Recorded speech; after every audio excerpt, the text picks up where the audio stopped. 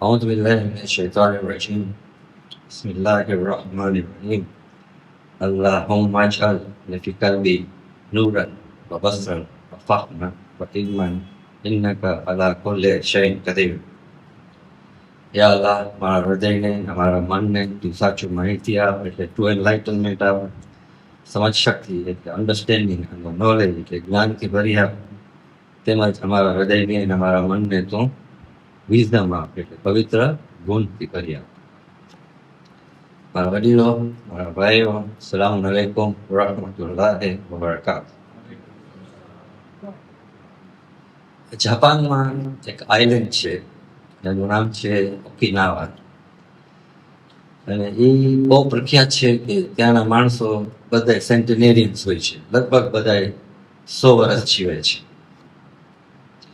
તો એક રિસર્ચ કરવામાં આવ્યું અને શોધ કરવામાં આવી કે રીઝન શું છે બધા બહુ લાંબુ જીવન જીવે છે. તો એમ ખબર પડી કે જ્યારે એ લોકોને ઇન્ટરવ્યૂ કરવામાં આવ્યા, એમ ઘણા માણસોએ કહ્યું કે અમને જ્યારે એમ લાગે કે અમારી લાઈફ ઇઝ વર્થ લિવિંગ,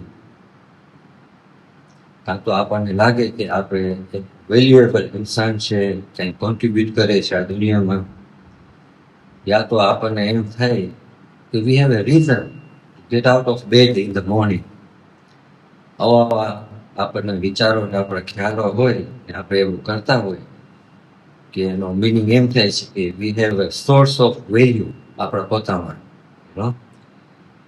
તો આવા સંજોગોમાં કામ કરવાની ઇન્સાનને મજા આવે છે અને એને રિટાયર કરવાનું મન નથી થતું. તો એનો અર્થ એમ કે માણસ પોતાનું કામ એન્જોય કરે લાઈફમાં અને he does what he loves to do. તો એનો really true meaning of existence કહેવાય છે આપણી લાઈફ. તો આપણે જોઈએ છીએ ઘણા માણસો સ્ટ્રગલ કરતા હોય છે કામમાં, પ્રોફેશનમાં, અને ઘણા એવા માણસો સફળ થતા હોય છે જેને જરૂરી કામની બહુ હોય છે તો કામ કરે છે, સેટિસ્ફેક્શન નથી હોતું લાઈફમાં. તો આ બધા રીઝન છે not to live a life of purpose. તો ડેન બ્યુકનર એક ઓથર છે જે બુક લખ્યો છે બ્લુ ઝોન. એમાં એ આપણને કહે છે કે આ કોન્સેપ્ટ ઓફ આઈકાઈગાઈ, જે આ જાપાનીઝમાં એ લોકો જે હું કહી ગયો 4-5 રીઝન લાંબુ આયુષ્ય મળવાનું, એને આઈકાઈગાઈ કહે છે. તો એ કહે છે આ કોન્સેપ્ટ જે છે ને આઈકાઈગાઈનો, એ એક્સક્લુસિવ નથી જાપાનીઝ માટે કે એવા બીજા માણસો માટે, આપણે બધાએ આ કરી શકીએ છીએ. અને એમ પણ એ કહે છે કે it is never too late in life if you want to change your lifestyle. તો આપણે આ આઈકાઈગાઈ કેવી રીતના ડિસ્કવર કરી શકીએ છીએ? તો 5 એવી વસ્તુ છે કે જેનાથી આપણે લાઈફમાં સુધારો લઈ આવી શકીએ છીએ અને આપણી લાઈફને આપણે કંઈ કહી શકીએ કે હું કંઈ કોન્ટ્રીબ્યુટ કરવા આવ્યો આ દુનિયામાં. તો પેલું છે પર્પસ, જેને પેશન પણ કહેવાય છે, ક્યુરિયોસિટી છે. ત્રીજું છે કે સ્ટોપ આર્ગ્યુઇંગ વિથ રિયાલિટી, અને ચોથું છે સોશિયલ સર્કલ અને ફિઝિકલ એક્ટિવિટી. તો આપણે જોઈએ કે પેશન યા પર્પસ એ એક જાતનું રેકોગ્નિશન છે ઇન્સાનમાં, પોતે રેકોગ્નાઇઝ કરે કે એના પાસે કઈ ગિફ્ટ છે, કઈ ટેલેન્ટ છે, કઈ એબિલિટી છે. તો શું એ લાઈફમાં કોન્ટ્રીબ્યુશન આપે તો એને સેટિસ્ફેક્શન મળશે, એને એમ થશે કે મારો કંઈક પર્પસ છે આ લાઈફમાં. પછી ભલે પ્રોફેશનમાં હોય કે બિઝનેસમાં હોય, ઇટ ડઝન્ટ મેટર. દાખલા તરીકે ડૉક્ટર હોય અને ઇન્સાનને સર્વ કરતો હોય આખો દિવસ, બિસાઇડ્સ એના રોજી પણ એને મળતી હોય, તો એને એક જાતનું સેટિસ્ફેક્શન મળી શકે છે. કાં તો કોઈ ટીચર હોય, એને શોખ હોય કે હું આ દુનિયામાં એજ્યુકેટ કરું બધાને, તો એનો પર્પસ થઈ જાય છે લાઈફનું, તો એ એન્જોય ડુઈંગ ઇટ. તો બહુ ક્રિટિકલ છે કે આપણે આપણું પોતાનું પર્પસ જાણીએ કે આપણે શું કરવા આવ્યા છે અને આપણે કેટલું કોન્ટ્રીબ્યુટ કરી શકીએ છીએ. તો આપણી લાઈફ ફૂલફિલ થઈ શકે છે, આપણી લાઈફમાં ખુશી આવી શકે છે અને કોન્ટેન્ટેડ આપણને મળે છે, અને we will experience inner peace. તો આપણે દરેક ઇન્સાન આપણે જોશું કે આપણા બધામાં યુનિકનેસ છે. દાખલા તરીકે કોઈ એકબીજાનો ફેસ મળતું નથી આપણો, યા તો આપણા ફિંગરપ્રિન્ટ્સ કોઈ દિવસ એકબીજાના સરખા નહીં હોય, તો આપણે બધા યુનિક છે આપણી પોતાની લાઈફમાં. તો આપણું જે કંઈ પર્પઝ ડિસ્કવર કરવાનું હોય તો એ ઇન્ડિવિજ્યુઅલ ઉપર ડિપેન્ડ થાય છે કે આપણે કેવી રીતના એક્સપ્લોર કરીએ. અને એ એક્સપ્લોર એવી રીતના થાય છે જ્યારે ઇન્સાનને કંઈ કરવું હોય, એને કંઈ ગમે તો એ કરે તો એને પર્પઝ લાઈફમાં મળી શકે છે. તો નાનપણથી ઘણીવાર આપણે જોશું કે આપણા બચ્ચાઓને કંઈ શોખ હોય છે કરવાનો, તો મા બાપ કહેશે ના તને તો લોયર બનવાનું છે, કાં તો તને ડૉક્ટર બનવાનું છે. દાખલા તરીકે એક જવાન છોકરો હોય 12-14 વર્ષનો ત્યાં સુધી થઈ ગયો હોય ને એને મન હોય કે મને રાંધવાનો બહુ શોખ છે, એને શેફ થવું છે. તો એનું જે કાંઈ ઉમંગ હોય, એને જો શોખ હોય તો એ should let him do it. કારણ કે તમને ખબર નથી કે એ કેટલો મોટો શેફ થશે અને કેટલી બધી રેસ્ટોરન્ટ ખોલશે એના ગામમાં ને આખી દુનિયામાં. We don't know. કારણ કે એનું પેશન છે, જો એને કરવા મળશે તો એમાં એ ઘણું બધું કોન્ટ્રીબ્યુશન આપી શકે છે એની લાઈફમાં. પણ આપણે નોર્મલી જોશું આ દુનિયામાં તો ઇન્સાનનું ફોકસ વધારે હોય છે પૈસા બનાવવાનું. બસ ગમે એ રીતના પૈસા બને તો મારું પર્પઝ સર્વ થઈ જશે. કાં તો એની ફેમ ખપે, કાં તો એની પ્રેસ્ટીજ ખપે, કાં તો એની મટીરિયલિઝમ ખપે. આ જનરલી ઇન્સાનમાં ફિલિંગ હોય છે. તો જો આપણે આ કોશિશ નહીં કરીએ કે આપણને લાઈફમાં પર્પઝ મળે તો આપણી લાઈફ ઘણી ભાગે ઇમ્પોર્ટન્ટ નથી હોતી અને it will not give us longer life. કારણ કે when you enjoy doing something તો તમને બોલું મન થાય કે હું સવારના ઉઠીને હું જાઉં, કામે જાઉં, એવો શોખ હોવો જોઈએ આપણને. અને બીજું છે ક્યુરિયોસિટી. મેજોરિટી ઓફ પીપલ, ઘણા માણસોમાં એક્સપિરિયન્સ એક્વાયર કરવાનો શોખ નથી હોતો. તો એનાથી શું થાય છે, ક્યુરિયોસિટી નથી આવતી આપણામાં. તો ક્યુરિયોસિટી જો જ્યારે નથી આવતી તો આપણે એમ હોય છે કે આપણે એટલા ગૂંથવાયેલા હોય છે આપણા રૂટીન વર્કમાં, ને પછી આપણને નાની મોટી રિસ્પોન્સિબિલિટી પણ આવી જાય છે. તો કોઈ દિવસ આપણે રિફ્લેક્ટ નથી કરતા, બેસીને વિચાર નથી કરતા આપણે કે લાઈફમાં કેટલી બધી ઓપોર્ચ્યુનિટીઝ છે, કેટલા બધા ડોર્સ ખુલી શકે છે આપણા માટે. પણ આપણે ગૂંચવાયેલા હોય છે તો આખી જિંદગી 25-30 વર્ષની આપણે નીકળી જાય છે. તો ક્યુરિયોસિટી બહુ ઇમ્પોર્ટન્ટ વસ્તુ છે કે આપણામાં હોવી જોઈએ. જેમ કે 4-5 વર્ષનો બચ્ચો હશે, તમે એને પૂછશો કે તને શું થવું છે મોટો થઈને, એ તમને કેમ કદાચ કહેશે મને ડૉક્ટર થવું છે. તમને નહીં કહે કે મને સ્વીપર થવું છે, કારણ કે એને એવું લાઈફમાં કહેવામાં એવું હશે કે તું મોટો થઈને આમ થાય. કારણ કે એને પોતાનું ઇન્ટ્યુશન એને કહેતું હશે. યા તો એ તમને કહેશે મને પાયલોટ થવું છે, મને પ્યુન નથી થવું. પ્યુન એટલે મેસેન્જર આપણે કહીએ. તો ક્યુરિયોસિટી અને ઇન્ટ્યુશન એટલે આપણું અંદરનું કોન્શિયસ જે આપણને ઘણી વખત ગાઈડન્સ આપે છે. તો એ આપણું છે ને ઇન્ટરનલ કમ્પાસ છે એક જાતનું. તો આ ઇન્ટ્યુશન જે આપણે કહીએ છીએ ને, ઇન્ટરનલ કોન્શિયસ જે આપણને ગાઈડ કરે છે ઘણી વાર, એ જીપીએસ જેવું હોય છે. આજે જીપીએસ આપણે યુઝ કરીએ છીએ A to B જવા માટે, તો આપણે લોકેશન નાખીએ, ડેસ્ટિનેશન નાખીએ, તો ઓન બોર્ડ કોમ્પ્યુટર હોય એ કેલ્ક્યુલેટ કરી દેશે ને બહારથી સેટેલાઇટથી આપણને ડાયરેક્શન આવશે, સિગ્નલ્સ આવશે, તો આપણે આપણા ડેસ્ટિનેશનમાં પહોંચી શકીએ છીએ. તો એવી રીતના દરેક ઇન્સાનમાં કંઈ ને કંઈ વિઝન હોવું જોઈએ કે એને ક્યાં જવું છે લાઈફમાં. પછી ભલે જે પણ ઉંમર થઈ ગઈ આપણે સુધારો લઈ આવી શકીએ છીએ. તો એનો એક વખત જો વિઝન એ લોક કરી નાખશે તો એ એનો એક જાતનો ડેસ્ટિનેશન થઈ જશે. પછી તો ગોલ સેટ કરવાનું હોય કે કેવી રીતના ત્યાં પહોંચવાનું છે, ઇન્ફોર્મેશન લેવાનું હોય, પોતામાં પોઝિટિવિટી લેવાની હોય કે હું કેવી રીતના વहाँ પહોંચી શકું, જે મારું વિઝન છે એ. અને વિઝ્યુલાઇઝેશન કરવાનું હોય છે આપણને કે હું વहाँ પહોંચીશ તો હું શું થઈશ ને શું કરીશ. તો આ આપણો બ્રેનનું જે કોમ્પ્યુટર છે જીપીએસ જેવું, તમે એમાં નાખી દેશો આ બધું તમારી લાઈફમાં, તો it will start moving for you and find direction for you. તો એનાથી આપણને ઘણીવાર સેટિસ્ફેક્શન લાઈફમાં મળે છે અને આપણી લાઈફમાં આપણી ઉંમરનો વધારે થઈ શકે છે. કારણ કે તમે હવે કરો છો જે તમને શોખ છે, જે તમને મન છે. ત્રીજું જે છે, આપણી લાઈફમાં ઘણા બધા એવા સંજોગો આવે છે જે આપણા કંટ્રોલમાં નથી હોતું. તો એમ કહેવામાં આવે છે કે ડોન્ટ ગો અગેન્સ્ટ રિયાલિટી. એવી બધી સિચ્યુએશન લાઈફમાં આપણને તરત જ ઓચિંતાની આવી જાય છે. તો તમે જોશો ઘણી વખતે માણસનો એક્સિડન્ટ થાય છે અને એ અપંગ થઈ જાય છે, સાવ ડિસેબિલિટી આવી જાય છે. એવા આપણે કોઈ વિડીયો જોયા છે કે એ એવા માણસમાં એટલી બધી ગુણ આવી જાય છે, એટલું બધું શોક આવી જાય છે કે ના, મારી લાઈફ પતી નથી ગઈ, હજી પણ ઘણી લાઈફ છે, ભલે હું ડિસેબલ છું તોય પણ. તો આ એક જાતની રિયાલિટી આપણી લાઈફમાં આવી જાય છે, તો આપણને ઘણી વાર ફેસ કરવાનું હોય છે આ reality. We should not argue against it.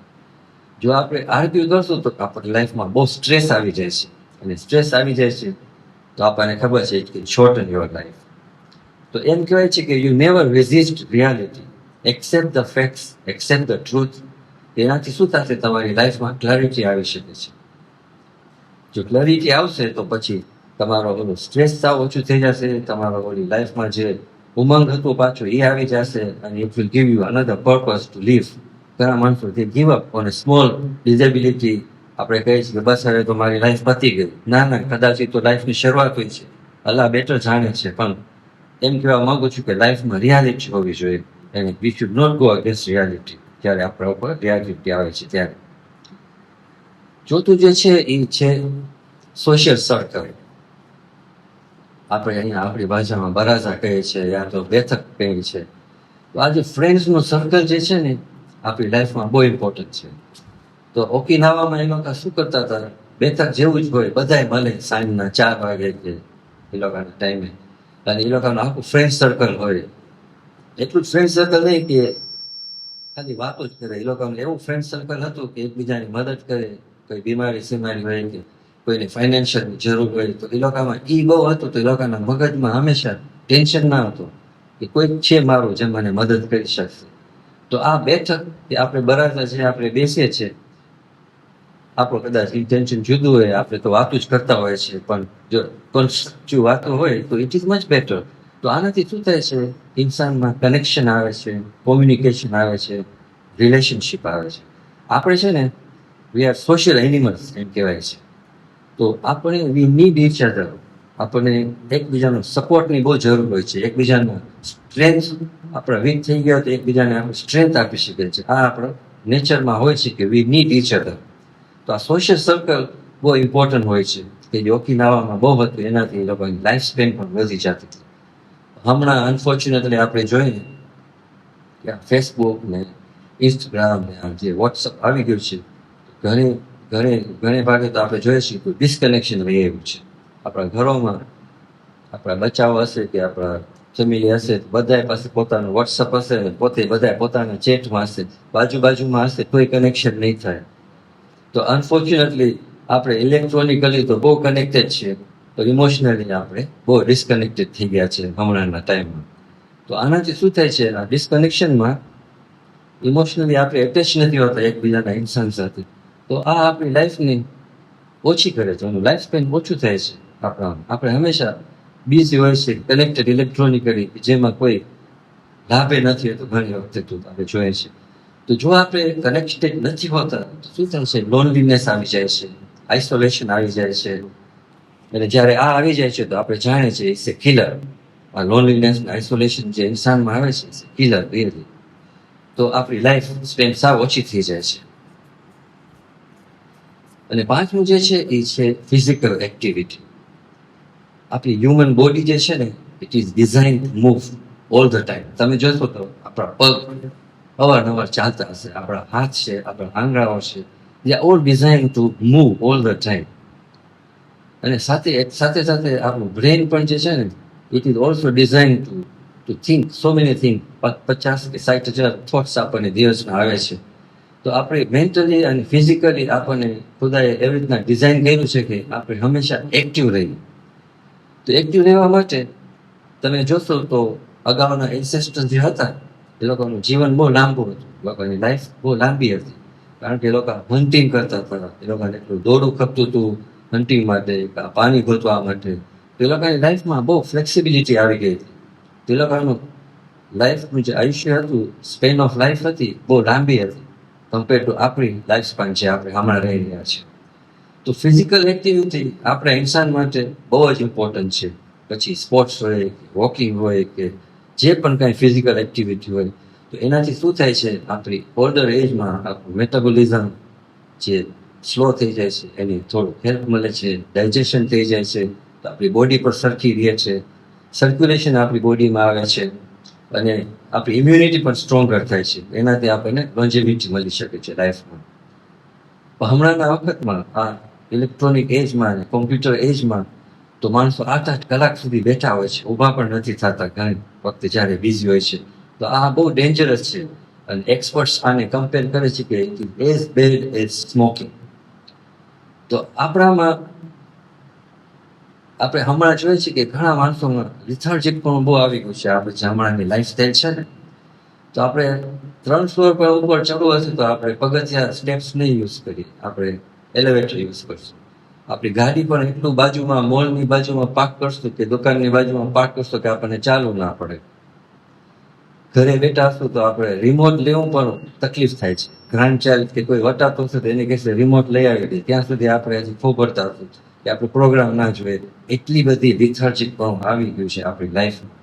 આપણે ઘણી વખતે તો એટલી આળસ થાય છે કે પાણીનો ગ્લાસ લેવા જાવ હોય તો આપણે ખોબરીએ છીએ કે કોઈને મેઇડને બોલાવે કે પાણીનો ગ્લાસ આપણે આપીએ. તો આના લીધે આપણી ઓવરઓલ લાઈફ સ્પાન ઓછી થઈ જાય છે. We are suppose to move all the time. તો કન્ક્લુઝનમાં જ્યારે ઇન્સાનને રિટાયરમેન્ટ આવે છે તો તમે કદાચ નોટિસ કર્યા હશો તો રિટાયરમેન્ટ પછી સડનલી લાઈફ સ્ટાઇલ એટલી ચેન્જ થઈ જાય છે અને શોર્ટ થઈ જાય છે એની લાઈફ સ્ટાઇલ. કારણ કે જે ટાઈમમાં એ કામ કર્યું હશે એના પોતાના પ્રોફેશનમાં કે બિઝનેસમાં, તો એને કોઈ ટાઈમ નહીં મળ્યો હોય એક્સરસાઇઝ કરવાનો, કાં તો હોબીઝ મળવાનો ટાઈમ પાસે હોબીઝ નહીં હોય, એટલી સ્પોર્ટ્સ નહીં કરતો હોય, કોઈ દિવસ વોલન્ટિયરિઝમ લાઈફમાં નહીં કર્યો હોય. વોલન્ટિયરિઝમ પણ આપણને એટલું સેટિસ્ફેક્શન આપે છે, આપણને ઘણી વાર થાય છે કે આપણે કોઈને હેલ્પ કરીએ, કંઈ કામ કરીએ તો આપણી સેટિસ્ફેક્શન લીધે આપણી લાઈફમાં પણ ઉમેરો થાય છે. ને ઘણા માણસો પાસે સોશિયલ સર્કલ નથી હોતું. ઘરેથી ઓફિસથી, કામથી ઘરેથી ઓફિસ, બસ. અને પછી 30 વર્ષ 25 વર્ષ નીકળી જાય છે ઇન્સાનના, પછી રિટાયરમેન્ટ આવે છે ત્યારે એ ખમી નથી શકતો અને એની લાઈફ સ્પેન સડનલી શોર્ટ થઈ જાય છે. તો આનાથી શું થાય છે? ડિપ્રેશન આવી જાય છે. ઘણા માણસોની ઓલ્ડ એજમાં શું કામ ડિપ્રેશન આવે છે? કારણ કે એ લોકોની જે યંગ એજ હતી કે મિડલ એજ હતી, એમાં કોઈ દિવસ એ લોકોએ કાંઈ કોશિશ નથી કરી કે એ લોકો એક્ટિવ રહે લાઈફમાં. તો આ ઓથર કહે છે કે જે જાપાનીઝ જે છે ને એ લોકો ખાસ રિટાયર્ડ નથી થતા. એ લોકોની જ્યારે રિટાયરમેન્ટ આવી જાય છે 25-30 વર્ષ પછી એ લોકોનો પર્પઝ રીડિફાઇન કરે છે. હવે બાકીની મારી જે 30 વર્ષ કે 40 વર્ષની જિંદગી હશે તો એ કેવી રીતના હું ગુજારું. આપણે વિચાર કરતા હતા કે હવે આપણે ખલાસ થઈ ગયા, બસ હવે આપણે રિટાયર છે, એટલો ડિફરન્સ છે. એ લોકોની લાઈફ સ્પાન એટલી લાંબી હોય છે અને આપણી લાઈફ સ્પાન ઓછી થઈ જાય છે. તો આપણે કોઈ દિવસ આપણી બોડીને કમ્ફર્ટ ના આપીએ. આપણે એમ ના થાય કે આપણે કમ્ફર્ટ આપવાથી આપણી બોડીને, આપણી લાઈફ સ્પાનને લાંબી કરીએ છીએ. તો એમ કહેવાય છે ઘણી વખતે કે put your body to task and it will carry you to the old age. Sympathize with your body and it will kill you before you get old. તો આ આપણને ખ્યાલમાં રાખવાનું છે.